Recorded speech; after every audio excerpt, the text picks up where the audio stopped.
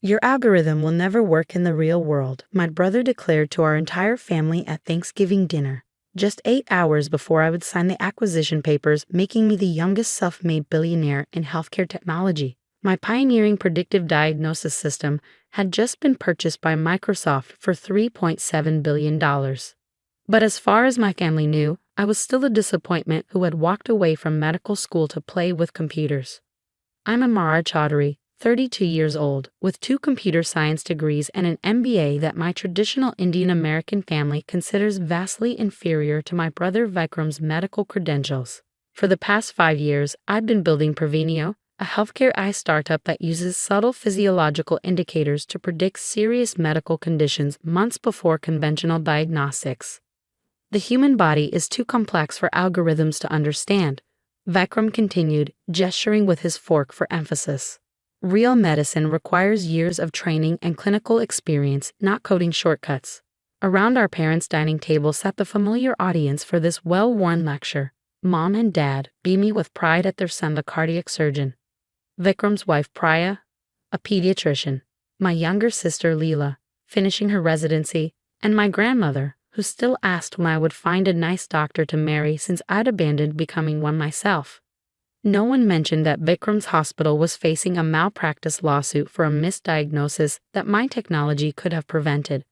No one knew that major hospitals across 3 continents were already quietly using Prevenio's beta system, with early detection rates that outperform traditional methods by 62%.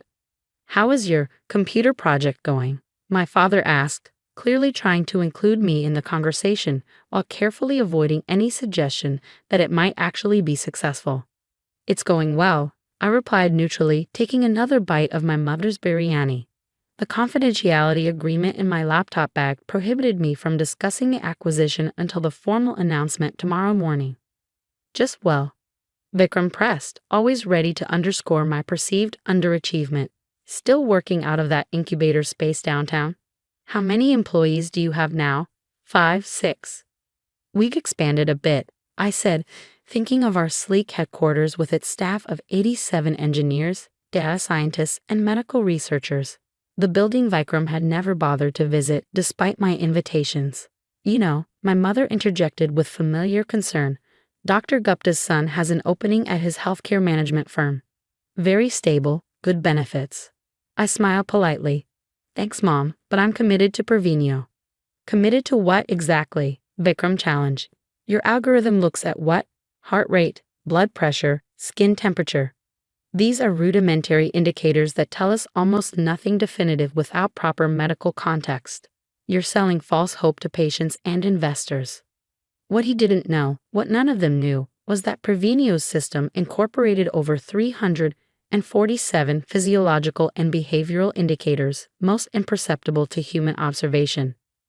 We trained our eye on anonymized data from millions of patient records, identifying patterns that preceded serious conditions long before they became clinically apparent.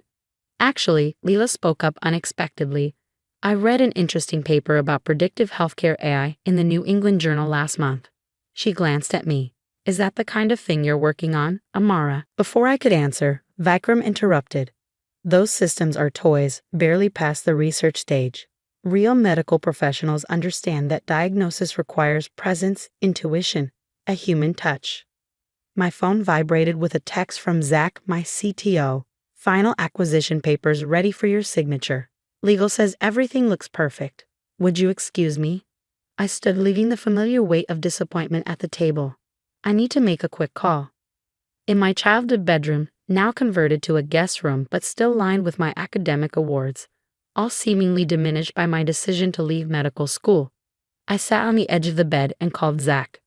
How's the family dinner going? He asked, knowing exactly what these gatherings were like after 5 years as my right-hand person. The usual, I sighed. My existence is a disappointment to medical science, apparently. Well, Microsoft disagrees to the tune of $3.7 billion, Zach laughed. Legal says the announcement is locked for 9 a.m. Eastern. You ready for this? Was I ready? 5 years of work, of doubt, of being dismissed by my family and the medical establishment, culminating in vindication on a scale I'd hardly dared imagine. More than ready, I replied. I'll sign everything first thing tomorrow. When I returned to the dining room, the conversation had moved on to Leela's residency challenges. No one asked about my call. No one ever did. Amara, will you be at the Medical Association dinner next month? My mother asked as we cleared the plates. Vikram is receiving an innovation award for his cardiac procedure techniques. The irony wasn't lost on me. My brother was being celebrated for innovation in a field that would be transformed by the technology he dismissed, my technology. I might be traveling, I answered truthfully. After tomorrow's announcement, I had meetings scheduled across Europe with healthcare systems eager to implement Prevenio's platform. Always too busy with that startup to support family, my mother sighed, not quite under her breath. Later, as I prepared to leave, Vikram cornered me near the door. Listen, I'm saying this as your brother who cares about you, he began, his tone softening into what I recognized as his bedside manner. These tech startups, they're unstable, 90% fail. You're brilliant, Amara, you always have been. It's not too late to come back to medicine, to do something meaningful. I looked at my brother, Harvard Medical School, youngest chief of cardiology in his hospital's history, our parents' unquestioned success story, and felt a moment of genuine pity. I am doing something meaningful, Vic, I said quietly. You might want to watch the business news tomorrow. His brow furrowed. What's that supposed to mean? Just a suggestion, I replied, kissing our mother goodbye and heading to my car. The drive to my downtown apartment gave me time to reflect on the journey that had led to this moment.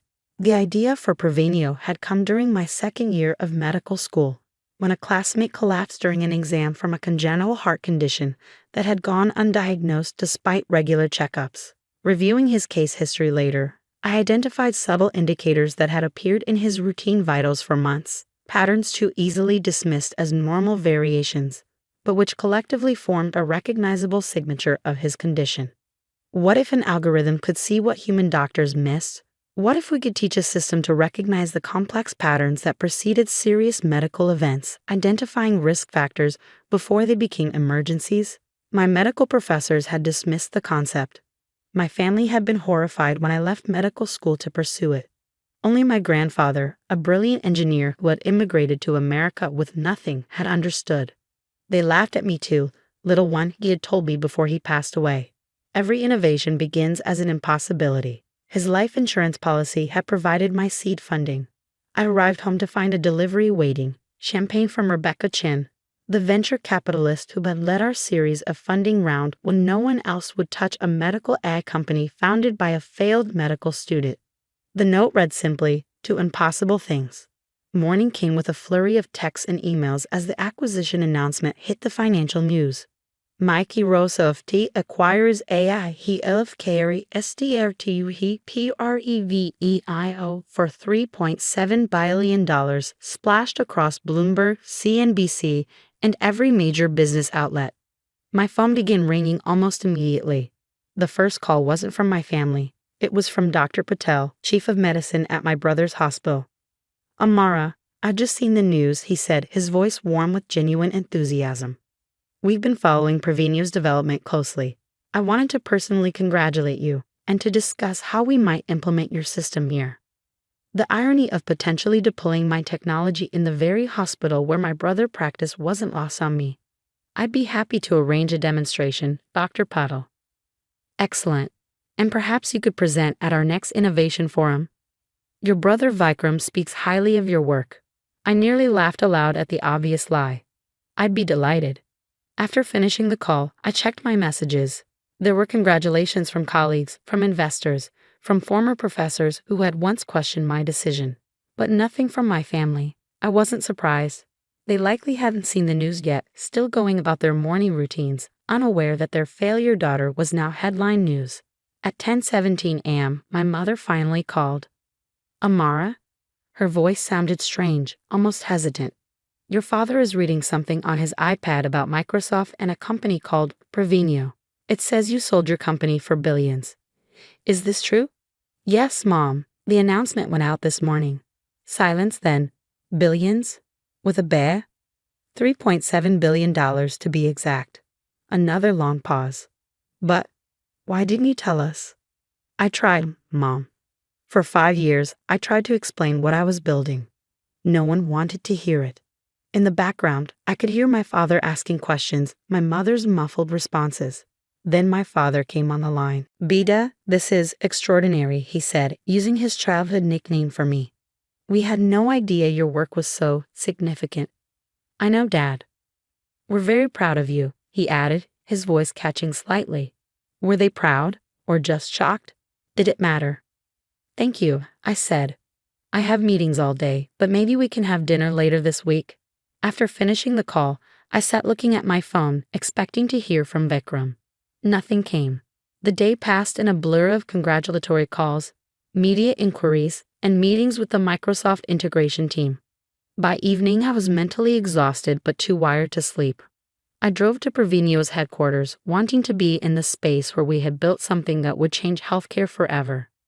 Our lobby displayed a wall of testimonials, stories from early access patients whose conditions had been identified by our system months before traditional diagnostics would have caught them. Terminal illnesses caught early enough to treat, life-threatening events prevented, real people with families who would have more time together because of what we had built.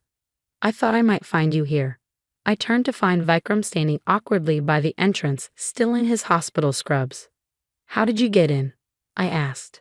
Your security guard recognized me from your family photos. He gestured vaguely around the space. This is impressive, much bigger than I imagined. I said nothing, waiting. Dad showed me the acquisition news. He continued moving further into the lobby. Then Dr. Patel called me into his office to discuss implementing your system at the hospital. He seemed surprised I hadn't told him my sister was the Amara Chowdhury. The irony clearly wasn't lost on him. I didn't know, he said finally, about any of this, the scale of what you've built, the impact it's having. You never asked. I replied simply. None of you did. He nodded, acknowledging the truth of it. Can you show me how it works? Your algorithm? For the next hour, I gave Vikram the demonstration I offered countless times over the years, each invitation declined or ignored. I showed him how our system integrated with hospital data systems, how it flagged subtle patterns, how it had already saved lives. This would have caught the Henderson case, he said quietly, referring to the malpractice suit his hospital was facing. We missed the indicators. All of them. That's why I built it, I replied. Not to replace doctors, but to see what humans can miss. To give patients more time. We stood side by side, looking at the wall of testimonials. I was wrong, Vikram finally said. Not just about your company, but about everything. I dismissed what you were doing because it didn't follow the path I understood. I couldn't see that you were creating a new path altogether. It wasn't quite an apology, but from Vikram, it was unprecedented. There's something else, he continued, pulling a medical journal from his bag. I want to show you a case I'm working on. A patient with unusual cardiac rhythms that don't match any known pattern. I've been wondering if your system if you might look at it with me. The gesture was small but significant. My brother, the cardiac surgeon, asking for my professional input, perhaps for the first time. I'd be happy to, I said. 2 days later, my family gathered again, this time at an upscale restaurant downtown. The dynamics had shifted palpably. My parents, still processing the magnitude of the acquisition, vacillated between beaming pride and lingering confusion about exactly what I had built. So Microsoft will use your algorithm in hospitals? My mother asked, clearly trying to understand. Yes, integrated with their healthcare systems, I explained patiently. It will help doctors identify potential health issues earlier, allowing for preventive interventions instead of just reactive treatments. Like that case you helped Vikram with, my father said, nodding as if he'd understood all along. Vikram, for his part, seemed subdued, still reconciling his previous dismissal of my work with the reality of what Prevenio had become. Amara's system flagged indicators I hadn't connected, he admitted. We're starting treatment protocols months earlier than we would have otherwise. I always knew you were doing important work, Rita, my mother declared, conveniently rewriting history, a brilliant doctor and a brilliant businesswoman. I never finished medical school, Mom, I reminded her gently. Details, she waved dismissively. Now about the Medical Association dinner next month. You must come. We'll make it a family celebration. Some things wouldn't change overnight. Perhaps they never would. But as dinner concluded and we stepped outside, Vikram pulled me aside. I've been thinking about what you said. About no one ever asking about your work, he began awkwardly. And you're right. We were all so caught up in our prescribed vision of success that we couldn't see you were redefining it. I nodded, acknowledging the truth of his words. I'd like to understand better, he continued. Not just the technology, but your journey. How you saw something none of us could see. For a moment, I was transported back to childhood.